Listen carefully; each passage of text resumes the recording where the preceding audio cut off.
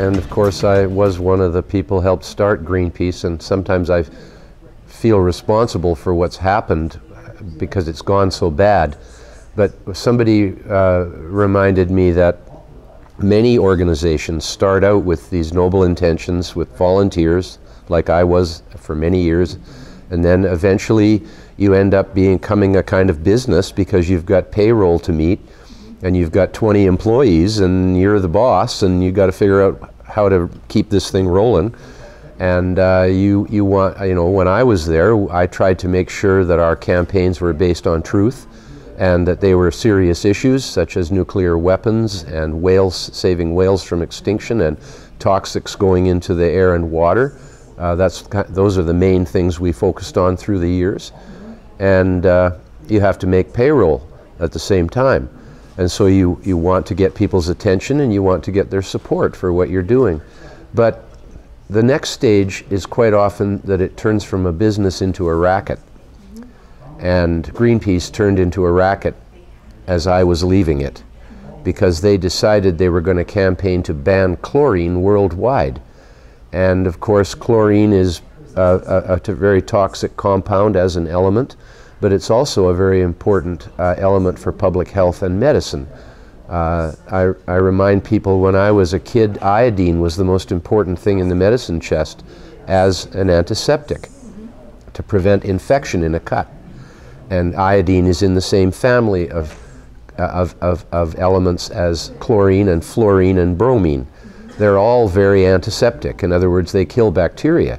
And that's why they're so important for public health. Adding the chlorine to drinking water is the classic example and is the most important advance there's ever been in public health to prevent cholera and other waterborne diseases from spreading among populations. So I had to leave Greenpeace at that. I'd been wanting to leave for some time because the more overarching problem was that the environmental movement gradually went from being quite humanitarian in their orientation, being concerned about people, in particular being concerned about all-out nuclear war, which is definitely there. You're concerned about other humans being killed by en masse.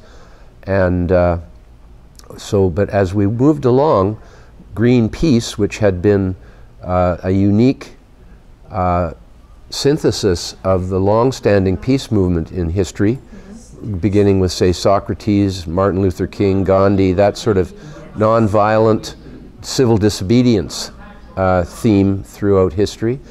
And then the green, of course, was the emerging consciousness of nature that started around the 1960s in an activist way to protect nature.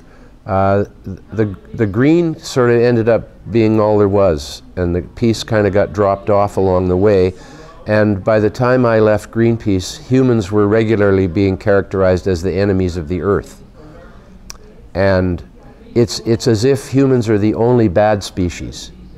And even the diseases are good compared to humans. It's just the stupidest concept. The green movement, of course, is saying that fossil fuels are bad everywhere, but they're only picking on Canada. They're not trying to stop the United States from building pipelines or drilling for oil. The United States has increased its oil production by over half again, as much in the last years. And there are some obstructions of pipelines in the US, but the US has 100 times more pipelines than Canada does, and we need a couple more, and they're successful in stopping it. And of course, most of the funding for that is coming from US activists and foundations. So we're in a very bad, unique position in that they're actually picking on us from all quarters and trying to eliminate us from the competition for providing oil to all the people who want it every day and need it every day to get from one place to another in particular. But it's used for so many things. But they're getting away with calling Canadian oil dirty, as if there's some real dirtiness to it, when in fact it's just oil. It's just ridiculous that the idea that there's a climate emergency, and West Vancouver has passed a climate emergency, North Vancouver, Vancouver City, the federal government, all these governments all across from civic up to national are passing climate emergency resolutions and then doing nothing. The global temperature has only risen by 1 degree Celsius in the last 300 years, and we're acting as though it's an emergency. You know, people are passing emergency climate resolutions.